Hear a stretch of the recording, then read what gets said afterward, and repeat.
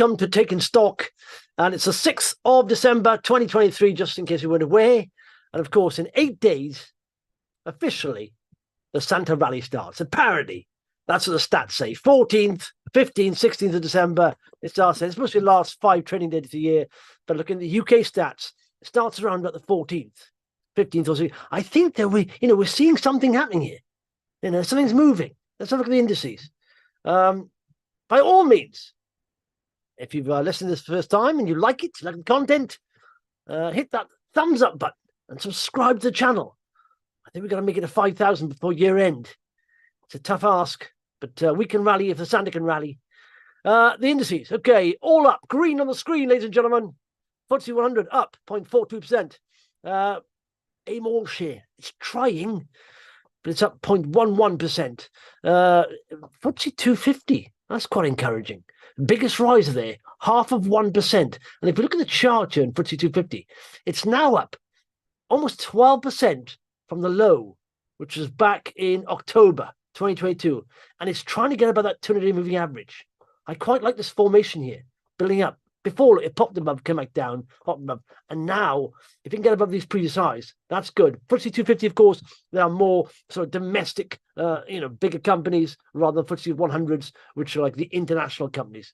What are the rises here on the indices? Prudential, Weir Group, Ashton, that was a faller yesterday. 3i Group. What are the fallers here? British American Tobacco. I saw that at the lower end of the revenue, they're saying, but they intend to be, I think, 50% non-combustibles by 2035. That's non-fags. I do think it's a downward trend. They pay a heck of a dividend. They're keeping their dividend policy a progressive. But I do think, it's a trend that's being phased out, isn't it? I mean, around the world. Is it New Zealand? Did Rishi pass that law about over here where you can't buy fags now if you're, under 14? Which is a pity because in school I used to do that all the time. But bats, look at the chart on bats. It's not good. British American Tobacco. I would never knowingly buy a fag company. Would you, on the moral stance, where do you stand? Would you invest in a cigarette company? I think, though, unfortunately, my FTSE 350 dividend-paying fund, IUKD is ticker. That's in there. But look at that. It's awful downtrend. And look at some charts today. Momentum we're talking about, okay? If you know of any companies you think have good momentum, but I'm looking at companies that are small caps, that are below 100 million market cap. They have revenue growth, and they are at 3-month highs. And for non-charters or non-believers out there, I keep having to explain, all a chart is the most truest form of money flow. Money flow is everything, okay? It's depicted and reflected in the chart. Of course, if there's net supply, like there's been here, since pretty much you can see this. All this line is a 200-day moving average, and it follows, it reflects. It's a delayed sort of metric based on the share price. You can see here, BAT's chart, okay? You've got, let me get rid of this here. You can see the lines of here, higher highs there, okay? And then we get some lower highs, and it breaks down 200-day moving average here, and doesn't do that. Looks from December 2021. In fact, what happened to the COVID dash for cash? It did dip a bit. People still smoke, don't they? Rosen, look at that rise from 22nd of January, right up here from where do you go from? Pretty much 27 quid, the 200-day moving average, up to 36 quid, and it didn't touch it until October 2022, September, and it broke down. And now look at that, falling off a cliff, gap down. It's a big drop for a big company. That's BATS, British American Tobacco. Biggest fall on the FTSE 100 today. Okay, let's comment by all means. I've got to say this carefully. The winner of the first commentator on today's show is Daphnis Cluck. I'll make sure I get that correct. Afternoon, Justin. Don't forget to discuss SBDS comments from yesterday. What's going on there? That placing and Spreadex taking TR1 to 8.25%, kicking off the Santa Rally. Make it official, Justin. Yeah. Well, no. So yeah, there was a high net worth, took £1 million worth in the placing, and if you notice, the fund has gone down. In fact, the fund hasn't gone down. So what happens is, I'll just explain. think of a pie. You had a fund there. A pie, of course, just got a little bit bigger. And because of that, the shares are the same, but the percentage has gone down. So that's why Gresham has to announce it's gone from 12.8 to 7.4. It hasn't got any less shares. They still own the same amount of shares, but because there's more shares in issue, then their percentage comes down. Okay, so they still hold the same. They're hard and fast holders. But we did have, yes, this holding here, 8.2, 8% in, sorry, let me share the screen. 8.28%, they're the new holder. So you've got 1 million quid worth of shares there. He or she, I can't say who it is. I know who it is. But so the chart is looking good on SPDS. Silver bullet, it's shooting up like a silver bullet like that. So what is that? Wow, it's the highest it's been since June 2022. I'm very biased. I hold some stock in that company, but I do like it a lot. Let's have a look. Elsage, who owns Vox Markets? And will it ever be publicly listed? I have no idea if that's going to happen. But maybe when the bull market starts again, who knows? Would you invest? Gregory, Bushveld Minerals, trying to raise at 3 pence. Combine the market 255. What's your thoughts on that? My thoughts on anything is I want to be an investor in a business, not a trader of the share price. That's my thoughts on it. So if you think you're getting a bargain there, but for me, I'd have to go through the fundamentals of it all. I do believe in a lot of debt, and it's based in South Africa. So that's two things already, in my mind, is high risk. Of course, it's done very well in the past, and it could rally again. But in my, it's not my kind of stock. I know a lot of people like Bushveld Minerals, but it's not where I want to put my money. Essentially, could rally. Sometimes it's not all about share price rises. You can miss out on lots of companies that are going to rise, but it's not the kind of business you want to own. It's got a bit of debt, like I said, South Africa. It's not the kind of business I want to own, but it's trying to rally hard here. It's trying to break above that level, but like I said, it's come down from a long way. Of course, there's a play on vanadium as well, I suppose, and the rand maybe. But there's many moving parts to that. I mean, if I would check out the debt there because it's quite a bit of it. The chart is looking like it's bottomed. I don't know, they're raising money, I suppose. Let's go to the front page of Vox here. Quickly, I'll go into these 5 companies that are Ilica. Gregory, it's one for you, isn't it? It's good. They've reached lithium ion parity, which is good. And they're Goliath batteries, which is very good. 81 million market cap, Ilica, of course. Solid state batteries, tech of the future.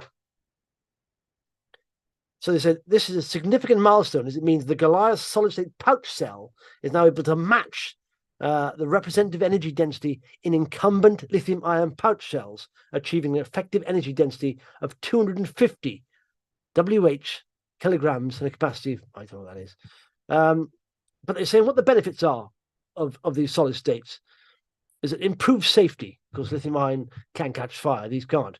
Faster charging, longer lifespan, and greater temperature resilience without the need to sacrifice size, space, or effective range. So they've got an overview there. So that's quite exciting there. And Ilica, based just down the road there from me. So maybe I should pop in and see how progress is going. And just say, here, I've read your RNS, guys. Well done. Parity lithium ion, hey, look at that. Breaking about 200 moving average. It's trying, isn't it? There's not a lot of news out today. I didn't find it. Did you see any news? Let me know if you saw any news. This is why I don't have a bit of a screener, because there's not that much news out.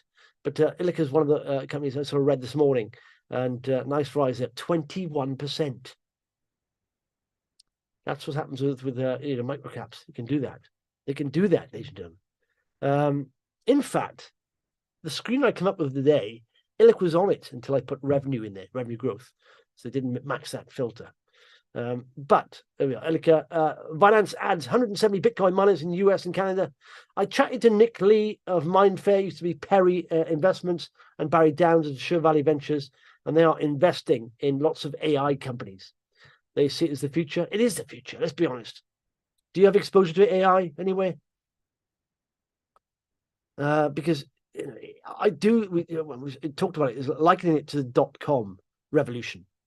The way businesses and people conduct their lives and business will change immeasurably. And we're just scratching the surface, I think, of AI, and it's a little bit scary. Let's be honest. But I think if you've got a company, if you know of a company with excellent sort of AI applications, I think it's worth researching because all power to the Albert there. And it'll transform our productivity. Most followed companies, Deckel, or was it delisted? I think there's no price there. We covered Omega Metrics, Oxford Metrics, sorry, not Omega, yesterday. Company with a lot of cash and doing quite well there. 64 million in cash, and cash is like 55% of their market cap. Atlantic Lithium, what's the price of lithium, anyone? Is it going down? Because they are progressing very well, but the share price is struggling. I think resource stocks generally are struggling. Some are rallying, some gold players. Hummingbird, talking about gold. VLG there, Ilika amongst followed. It is quite interesting. Another company has been acquired, 10 Entertainment Group. They do bowling and all that stuff. But cash, recommended cash acquisition. You can see, can't you? We talked yesterday, someone did say, which sectors would you look at? Well, I think you've got to be looking in leisure. Any hammered down sectors. They're not too much indebted companies, specific. Got to look at them, And a good example today was, I don't hold it anymore, but XP Factory. They're, by the way, the bid here was 412.5 pence. What was it? 46% up, maybe. But was it XP today? One of the guys bought some shares, isn't he? So 27 million market cap. It's going to be, in fact, worth watching this video, by the way, if you haven't watched it. Paul, double Pauls, just talking about their own stocks, ideas, but both, very experienced investors. And they understand the fundamentals. In fact, they're so in depth at some points they lost me for a little bit. Talking about the old accounting system versus the new accounting system really gets into the nuts and bolts. But very impressive, and Paul's done very well of late. And he holds some XP. But the XP Factory, who is it? Andrew Jacobs, Chief Operating Officer. Now, if he's a Chief Operating Officer, he knows something about the business, doesn't he? He knows how it's going.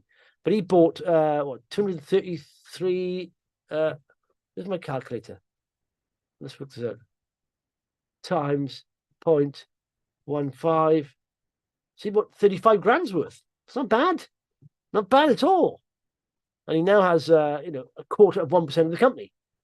So I think it's rallied on this today. But I think if you're understanding that there are companies taking out leisure companies because they see them as good value, then sometimes private investors, we don't see that sometimes. They're saying, oh, it's a hard market. But of course, share price goes down in a good company, the company gets cheaper. The potential goes up. So, Andrew there is thinking, maybe it's cheap down here. So he's buying some. And, which other companies are running the rule over these leisure companies? They're good growing companies that are undervalued, or seemingly undervalued. Because you've seen that so many takeovers have happened in the last few weeks. The UK is undervalued.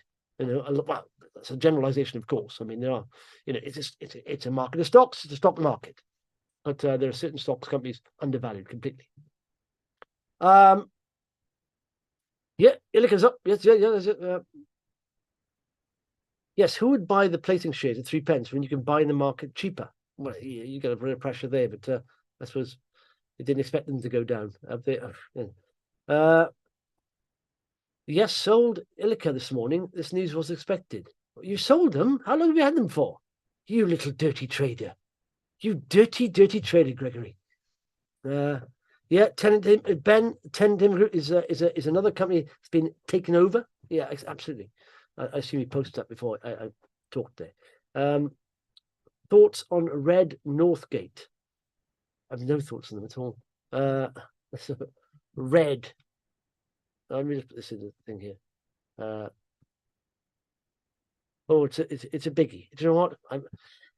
The thing with stock market, right? This is my thoughts on it.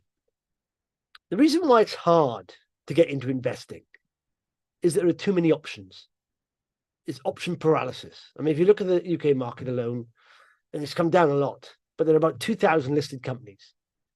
Let's say you actually it made your intention, let's say your New Year's resolution, right, was to research one stock per day. Obviously, by the end of the year, you do 365. In a leap year, 366.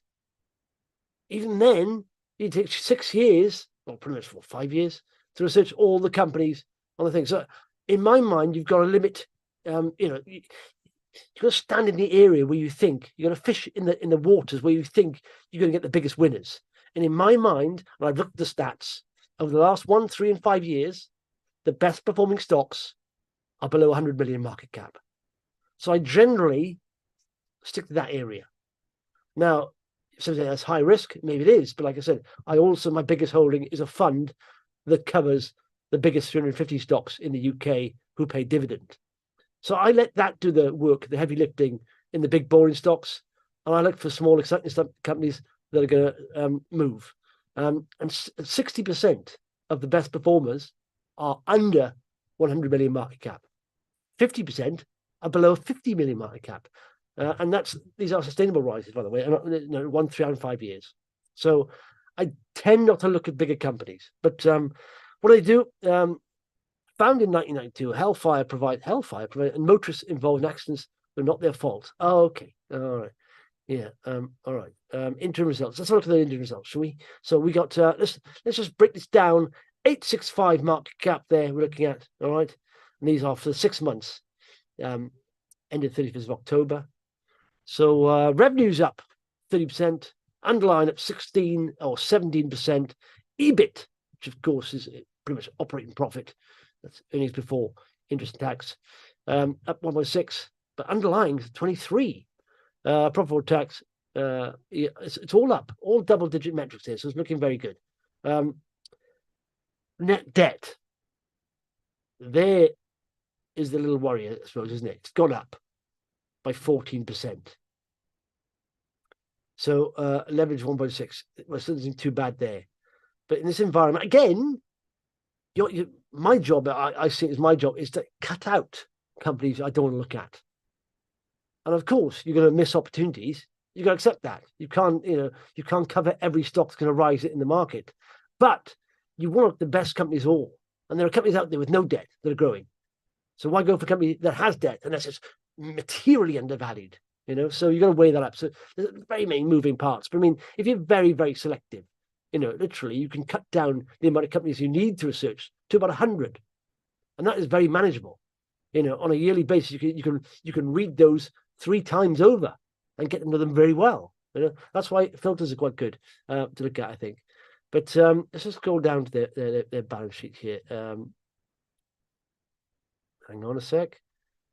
Oh, that's the balance sheet. Scroll down. No tables yet. Right, here we go. Underlying. I think we're getting there. No rental. No, not there yet. Ah, there we are. There's the income statement, I assume. Right. Liabilities. Borrowings. Short-term borrowings, 33 million. Long-term borrowings, 585 million. To me, I know likey, because I just think it's got debt there. Why is debt a worry? First of all, to refinance that, it's going to get more expensive, isn't it? It's a drag. It's an anchor. You have to pay interest on that debt. So yeah. So maybe on a, what's the profit here? You would say on a PE, it's not looking too bad, but an EV, EV sort of profit, it's a bit more expensive but let's have the chart anyway, see how it's performing. And you often see that sometimes. Whenever you see a company that's seemingly cheap and the share price has been hammered, if you look at the profit and the market cap, check out the debt. That's often the thing that's dragging it down or holding it down. But red. Like I said, I don't know much about this guy, I just see it's got debt and it's in that area. But yeah, it's done well though, isn't it? From, I suppose, from 2020 to 2021, there's cheap money. Now that's going to become a bit more expensive, isn't it? That debt, I assume, going forward. But it's trying to get above that 2-year moving average. It's in a bit of a range. So 3 states for chart: uptrend, downtrend, and range. And that's a bit range bound. Having said that, you can see, a few sort of lower highs, which is not good. But having said that, there's a higher low. So that conforms to a range, basically. So that's that. But okay. How do stock markets perform in the year of elections, with the US and UK elections next year? Yeah, apparently. Well, someone look it up. Apparently it's quite good, isn't it? I vaguely remember it's, but the thing is, someone said there's no trend there, but when you have a 2-year downturn, go back, I did it a while back. When you have a 2-year downtrend in the market selling off, generally, it don't last for a year, generally, let alone 2 years. Now, if you go to the AIM all share, you could say we're way overdue a rally, a big rally. And I did say yesterday, I think it's one of the funds I looked at, and they did a quarterly breakdown of their returns. It may be it's either Vanguard all share or is the IUKD, one of the ones that, but they've never had, since 2000, they've never had 4 quarters of negative return. And I think there was like 3 in the last thing. And whenever there was 2 negative quarters, the next quarter was very bullish. But look at the AIM all share now. It's literally how many days in? September the 6th, 8th, 2021. Over 2 years. If you go back, and see a downturn like that, you tend to, in fact, there was, I did cover this. I put the stats in this, and we'll have to look it back up. But literally, the returns after that, 2-year downturn is big. It only happened during the Great Financial Crash, and the rally we had since then was big. I still think we've got a bit of volatility in the markets because the real world economy is going to struggle a little bit. I think it's still got high debt, cost of living crisis, but the downturn then will, hopefully, move the central bankers to reduce interest rates, which then is very good for the markets, and especially for micro caps, small caps. So I think maybe maybe a Santa rally. This is what I'm thinking. Hold me to this, okay? Santa rally towards the end of the year.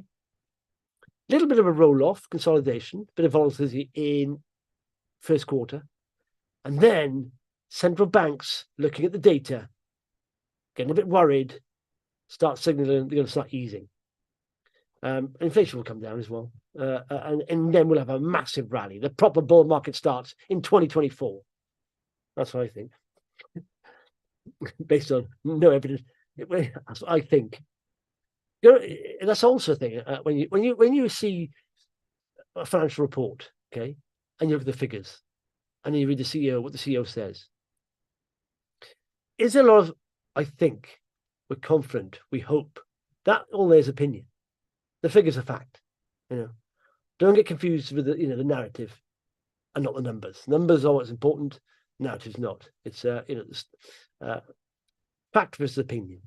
But anyway, that's what I think. What else is here? Let's look at on the list, Great and Gold, their corporate presentation. It's most read. Let's check out the corporate presentation. GST Acquisition. I don't know what's going on here. This company is literally at 23 million market cap. I do not want this. I do not want a Kim Jong-un 2024 calendar or a devil bikini. Thank you. Send feedback. Not interested in that. Thank you. So they are acquiring this company. It's I have no idea what it is. But why did I say they raised 847,000 right in November? Was this the acquisition? Hang on, proposed acquisition of EasySend, acquisition of Semnet. Is this the same thing? They're acquiring a lot of companies. How much money they got? Results for the year end. Let's have a look. Net loss for 1.6 million. Let's scroll down here. They had cash of 4.2 as of March. Why are they raising? I mean, does anyone understand the story here? I don't know what's going on. They are acquiring companies. And I know there's a lot of hype on this company, and it's rallied a little bit. But it's a cybersecurity company based in Singapore. Total consideration of 1.8 million payable through 800,000 in cash and 1 million in new shares in the company, as detailed below. Profitable cybersecurity business provide the company with expertise and licenses that directors believe are critical components. okay, they're going for a GS money and B2B neo banking operations. There's a lot of companies been doing that haven't done so well. I mean, do you remember Bank? That was doing that. That went through. It's quite a few companies. This is what happens at the bottom of a bear market. You're getting quite a few companies going through, and that's not bad. I mean, it's bad for the employees, of course. I'm just saying there's natural cleansing for the market. And what happens is then the companies that survive thrive because they get a bigger market share or they're stronger, and there's less, of course, money to investing. So that money's pooled essentially. But GST, let's look at the chart here. GST, I haven't got to my 5 stocks. Why? See, it does spike up and down. So a lot of hypiness around this. When you get spikies like this, there's a lot of hypiness in it. You probably get a lot of people pushing on Twitter and stuff. Okay. Where are they? 5. There we are. 5 companies. Momentum. These are, here they are. Okay. These are companies with a market capitalization below 100 million, with revenue growth, with share price at the 3-month high. Belvoir, very good company. They do lettings, real estate, mainly lettings, and their franchise business as well. It's good results. Let's look at the chart of Belvoir. BLV. Some good results, I think, then. That is a good looking chart. See, 3-month high. The thing with momentum, like you say, you're getting net buying coming in. So it's a very good sign. You see, they're overpowering the sellers, the buyers are, pretty much. There's not a lot of slackness in the share price. There's not a free float. Or there's people holding on to the stock. Or supply and demand, that's all shares are. Like a supply stays the same, demand grows, share price goes up. So that's Belvoir. What else is there? Essensys. Now, this has had a torrid time, but seems to be bouncing. I mean, I think Paul thought this is one of the companies he wrote off. But, could you say, let's look at the 50-day moving average. Yeah, it's above that. An early indicator, above 50-day, breaking new highs, and it's done that. So maybe you can say these are sort of previous highs. Maybe even this is the previous high here, which is trying to get above. I would look into that, though, because fundamentally, I mean, Skillcast. Anyone know what that's about? I know what Skillcast is about. What does Skillcast do?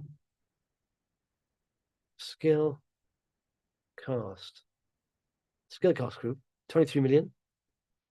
Best practice, expert opinions, industry insights, news and key trends in regulatory compliance training, digital learning, ed tech and reg tech. Okay, regulation tech. Interim results. What was the thing? Well, the loss before tax. Oh, went down. So from no, it increased there. Loss before tax, 700,000, 200,000. That should be increased, shouldn't it, really? The dividend, they're cashing back in 7 million, but their gross margin has gone down a little bit. Revenue's gone up a little bit. They say trading since the period ends be encouraging. Okay. SKL. Let's look at the chart here. So you need to marry both. This is basically just looking at, oh, look at that. That's why it's spiked up. Skillcast. Some of that isn't sustainable. It'll come back down or it'll consolidate and go sideways a bit. Oh, it's up there. That's where the share price is. Is there news up today on that? I don't think so. Is there? Investor presentation? No, there's not. What else is there? Intercede Group. They came up with news, I think, late yesterday, didn't they? And it rallied on that. IGP, Intercede Group. They're 57 million market cap now. But there we are.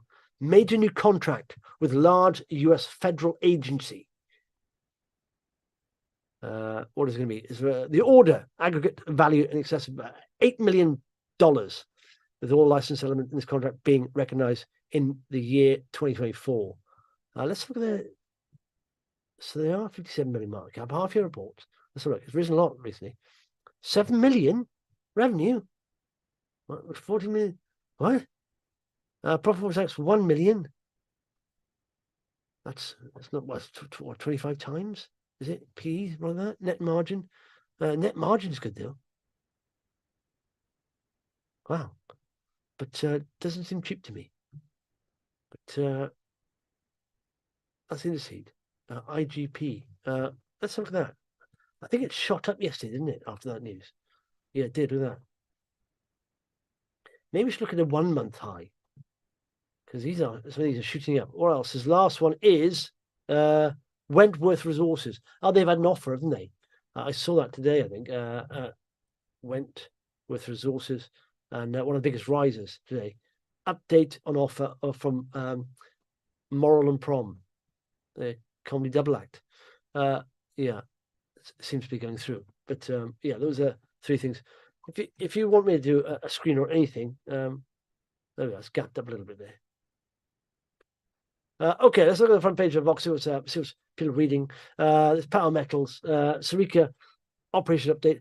I'm not over oil stocks too much, but it's up, a 0.25%, which suggests to me that people aren't enamored with that much SQZ.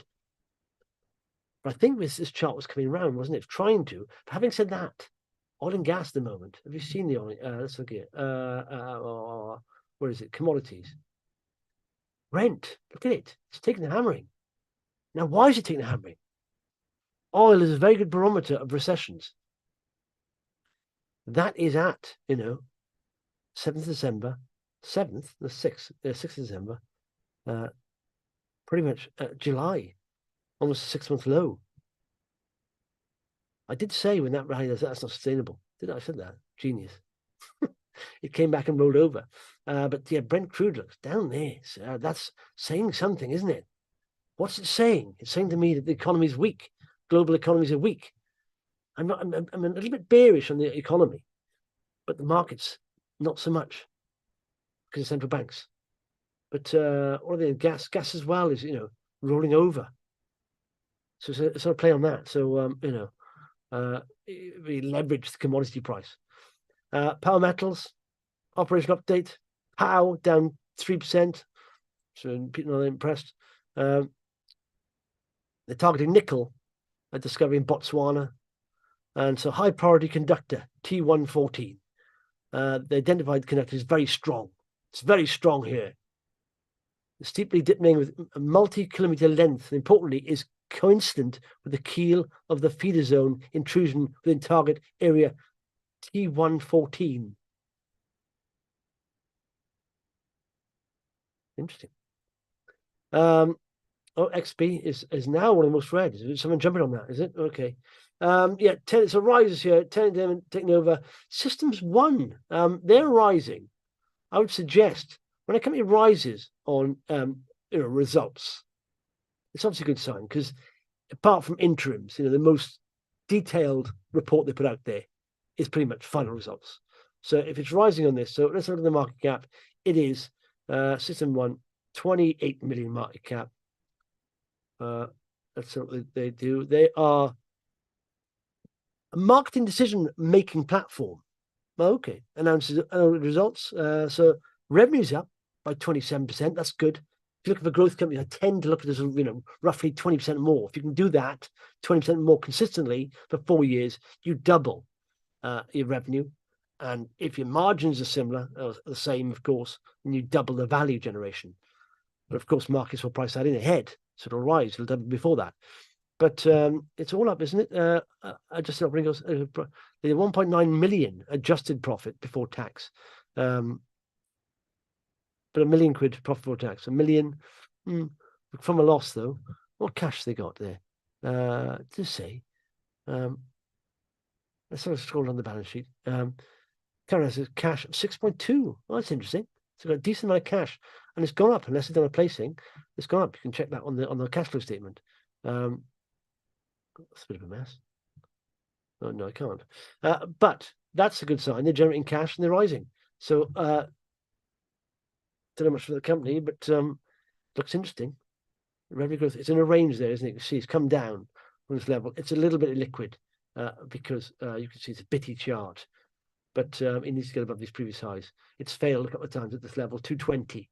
So it needs to get above that. It's failed today at this level as well. So range bound, ladies and gentlemen.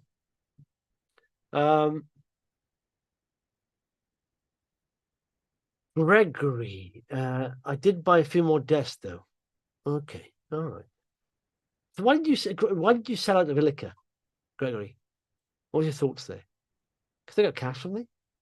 They're going to release more. It's a story stock at the moment, isn't it? So A big move for TUI and still plenty of room to move further north. Yeah, well, they've announced they may be delisting from the London Stock Exchange. But we'll have let's look at a TUI chart. TUI. They obviously joint. Look at that. That is like a plane coming to land, and it's not ready to take off yet. You see, unsuccessful attempts to break 200-day moving average. That's a quick rally there. Broke it, fell back down. So yeah, it's a gap up. Oh, sorry, I'm not even showing the chart. Am I? Silly me.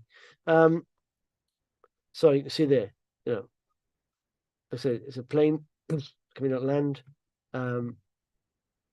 Hasn't hit the runway yet. Is it ready to take back off? Look at that. Breaking above 200-day moving average, but it's messy. It's done that previously. Could be a fake break. Sometimes you need to see a longer bottom. Do you know what? Almost like the night tick comes down like that smoothly, and then comes around. It takes a while to form a bottom and then rally up. So yeah, that's TUI. But yeah, there's news on that. It's a bit of a knock for the London Stock Exchange. Destiny creeping back up without news, a bit unusual. Normally shares drift down after news. Yeah, no, I think there's sellers dried up, and some people buying realize there's still massive potential. People get scared by a drop off in the chart, and then they jump back in. But let's look at Destiny's chart. Destiny Farmer. I didn't measure the thing here. That's what you expect in the volatility of small macro cap stocks. When you get a big rally, the consolidation, you think, okay, how much will the pullback be? You expect it to be 30%. It did like 26% from top to bottom there in that consolidation phase. But now you see some sellers drying up, bouncing back up, which is nice. And in fact, it didn't even get that previous sort of resistance level, which is nice.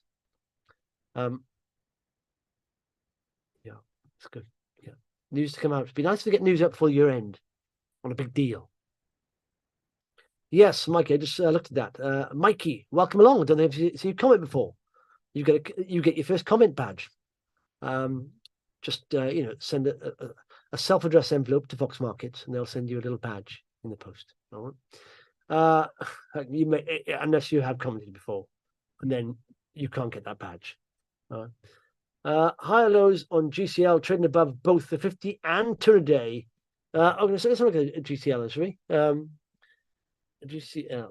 Do you know what? Actually, today again, I had an alert on what is GCL? Geiger, you mean, is it? Geiger?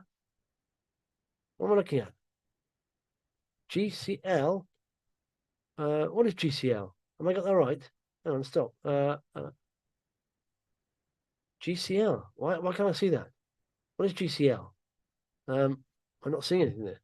GCL. No.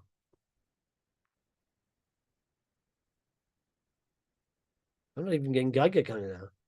How are you spelling Geiger? Oh, I am, yes. Sorry. It's there. Sorry. I don't know what happened there. I was putting GCL in. What's happening? Yes. Oh, good rally there. It's literally powered on uranium. That's a strong rally, isn't it? But you can see that. Look at that. Even 200-day moving average. Let's put 50 on as well. Let's have a look. Maybe that's a golden cross, is it? Yeah, golden cross here. What you need, of course, the golden cross to sustain is for the share price to stay above the 50-day moving average. That way, it'll keep dragging that up. Eventually, the 200-day moving average will come up as well. And ideally, you want them sort of both going up, almost in parallel. Like you see here, if you go back here, it keeps going up. And dips down, back up. That's good. So the share price needs to stay above that 50-day moving average to keep dragging it up. But yeah, it looks a strong looking chart there. What's the deal with uranium at the moment? People are liking it? Are they warming towards nuclear reactors and their nuclear power as a clean source of energy? It seems the sentiment is turning. Well, it has turned probably. Let's have a look, Phil. Paddy, crypto and gold moves suggest CB's already injecting liquidity. Well, yes, and I think they're moving. First of all, Bitcoin. There's the ETF rumor, and of course, the halving. The halving. Bit cultish, isn't it? The halving. It's in something in a horror movie. You know, like the what's some games? Like that thing with Jennifer Lawrence, the Hunger Games. It's like the halving. It's like that, isn't it? Don't that, what do they call those games? I don't know what they call it, the games. I don't know if it was the games, but it's like that. The halving, but also they are sort of rallying in anticipation that central banks will be easing next year. So maybe in anticipation of that. Of course, you plan more money, and money gets cheaper, then you need hard assets, and of course, all assets will rally then. Will we see more negative trading updates from the house builders next year? I wonder. I want to get exposure to a couple of them. Well, I think it was Taylor Wimpey today. Let's see. I've got a little house builders. Here we go.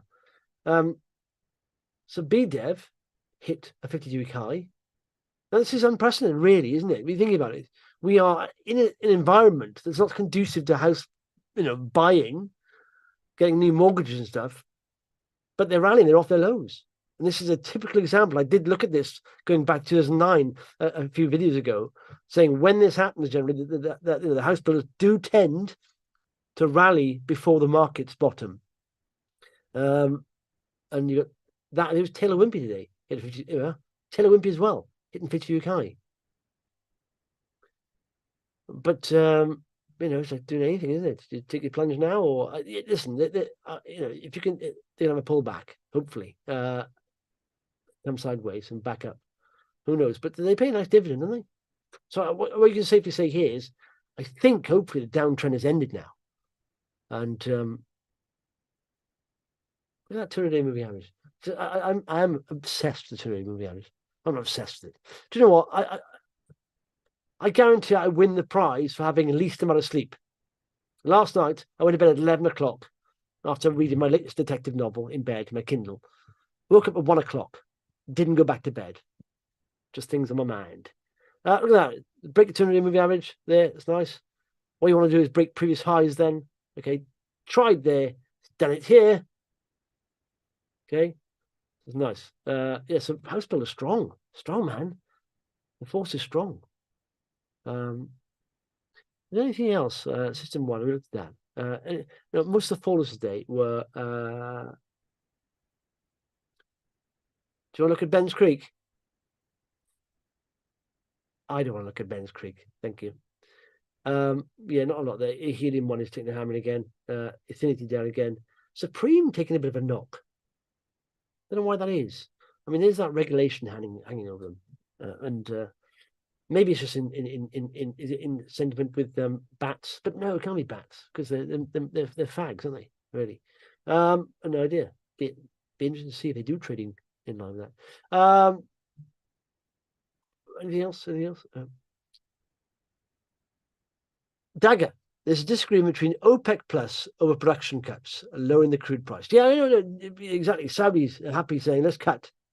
The rest of the countries who need the money saying, no, we don't want to cut. We're just pumping out as much as we can. Make hay while the sun shines. Or make dollar while the oil price hasn't crashed. I think it's going lower.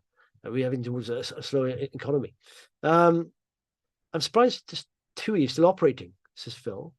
I haven't looked at the balance sheet for some time, but they looked worrying from what I remember. Was it final results today, TUI? I haven't got them on there. I don't know. I thought, is an in-chat here.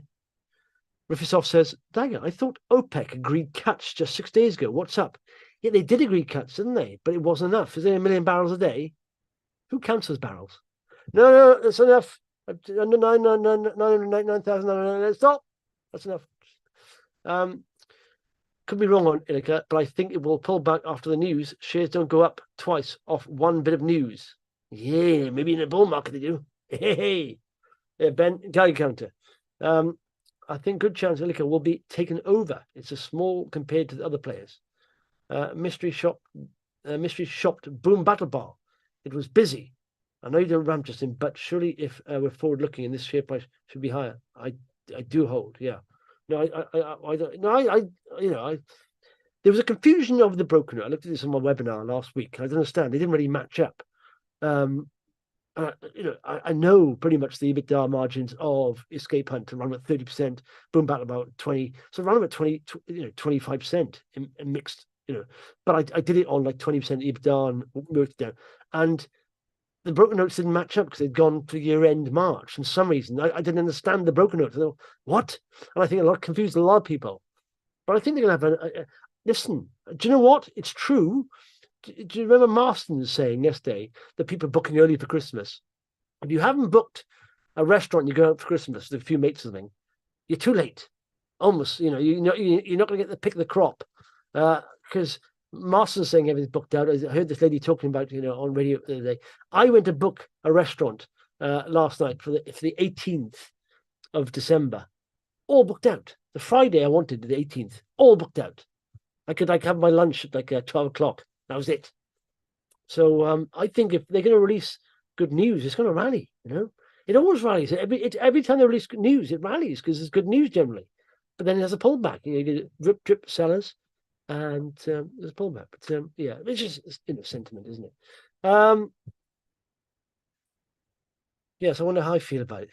It was frustrating, isn't it? But that's the way. That's where the cookie crumbles. What else is it? Something else? I don't know what it was now. Anyway, let's just go quickly on some business news. Where is that? There we are.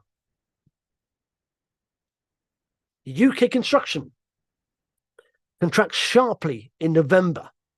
This is the Purchasing Managers Index, edged down to 45.5 from October's reading at 45.6, well below 50 growth threshold, the second lowest reading since early in the COVID-19 pandemic. Wow. Doesn't make no sense sometimes, does it? I mean, the house builders, of course, are land play as well, like John has mentioned a few times, but they're rallying and construction is still contracting. This is interesting as well. UK investors pull money from property funds in November. UK investors pulled money from the real estate funds for the second month running in November, but sentiment towards equity and fixed income funds improved, Fund Network Callister said. Oh, there we are. I think it is. You understand, you ladies and gentlemen watching right now or listening right now are early adopters of the bull market. There are many, many late adopters of the bull market. I'm not saying bull market it's not technically started yet, but if it does start, you're pretty much picking the bottom here, close to in certain stocks. People don't. It's everyone gets in. People who don't invest, right, generally get really inquisitive about the stock market. If they know you like stocks and shares, they start asking you questions around about 3/4 of the way up towards the end of the bull market. And that's when new money starts to come in, all the way up. It's like I said, it's self-driving, self-fueling. Share price rise attracts more money. Share prices rise because of that new money. New money comes in, chasing the share price. And obviously, it's the opposite for a bear market. But once the bull market starts, you watch, it will aggressively rally. We're not there yet. We haven't really had that rally. But once it starts to kick up, you'll see a big rise. It'll be like almost vaccine day. That wave, that big wave that comes in when the tide changes. That'll happen. Then it'll come back a little bit, and then it'll rise again, and that'll attract more money and more money. There we are. Travel giant. Let's imagine it's a giant who likes to go on his travels, just to step from one continent to the other in one step. This is not that. This is TUI. One of the world's largest travel firms has said it's considering quitting the London Stock Exchange in favour of listing in Frankfurt. What? Sell. Everyone sell. In fact, buy, because they may like the exchange. So listen, they are dual listed, but the main listing is on the LSE since 2014. Bosses said they would consider an upgrade to list on Germany's main stock exchange at the group's annual general meeting in February, but added that delisting from London would require the backing of at least 75% of shareholders.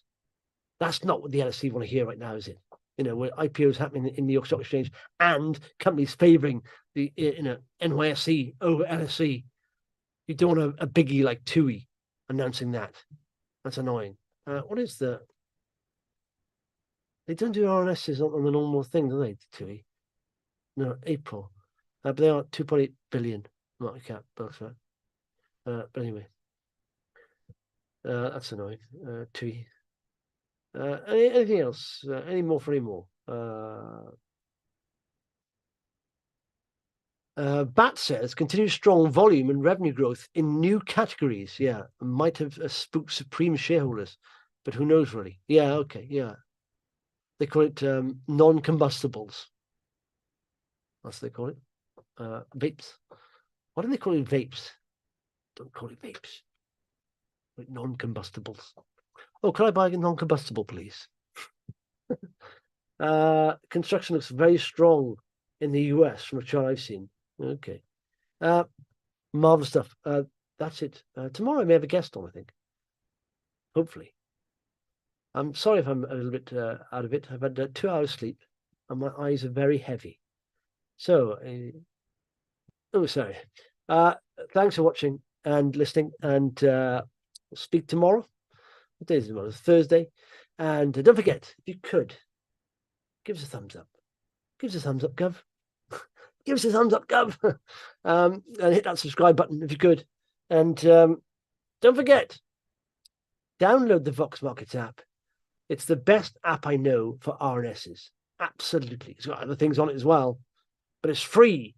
And the amount of money has gone into it to develop that, it would help you show the appreciation and download it, because there's a lot of development work going into that. Thank you very much, and speak to you tomorrow.